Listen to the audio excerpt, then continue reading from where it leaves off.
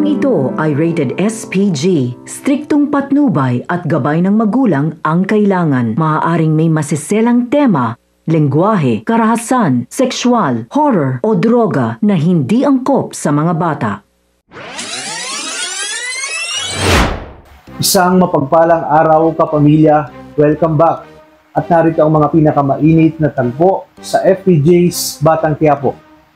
Hindi nagtagumpay si Roberto sa kanyang plano matapos niyang gawing pain itong si Divina. Nagawa pa ng i-hostage ni Tanggol si Divina para hindi agad makalapit ang kapulisan. Dito nahirapan sila Rigor dahil mahigpit na ibinili ni Roberto na siguraduhin kasama Divina na dadalhin sa kanya itong si Tanggol.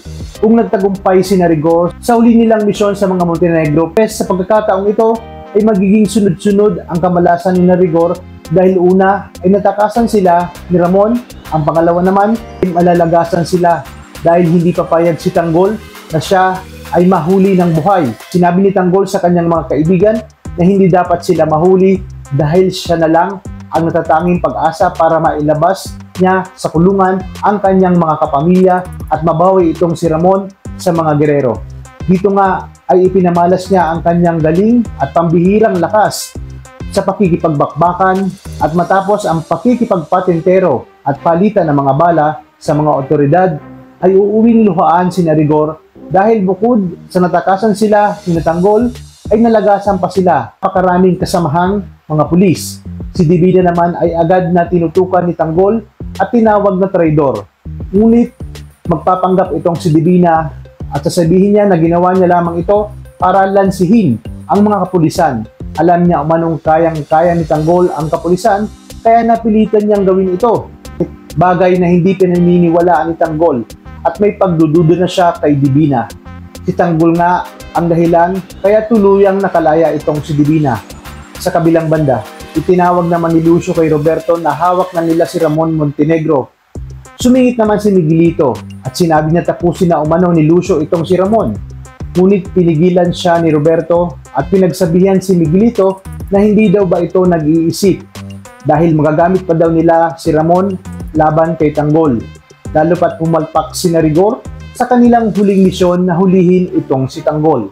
Si Ramon umano ang kanilang gagamitin upang kusang lumitaw si Tanggol kung saan man ito naroroon. Kaya naman, ipinatago ni Roberto kay Lucio itong si Ramon sa isa sa kanilang mga hideout upang pagalingin at saka pahihirapan at pipit-pitin ng todo bilang kanilang ganti sa mga Montenegro.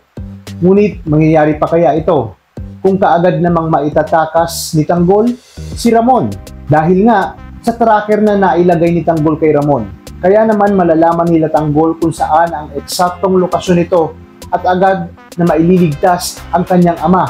Dito na magsisimula ang pag-resback ng mga Montenegro sa mga gerero. Uumpisahan niya sa pagligtas sa kanyang ama at pagpapalaya sa kanyang inang si Mertes at kanyang lolo na si Don Julio, na di kalaunan nga ay lalabas na rin ang katotohanan tungkol sa nangyaring dayaan. Kaya naman tuloy-tuloy ang pagsubaybay, ito lang sa nangungunang teleserye ng Sambayanan, ang FPJ's Batang Quiapo. Maraming salamat sa inyong panonood at pagpalain tayong lahat, kapamilya.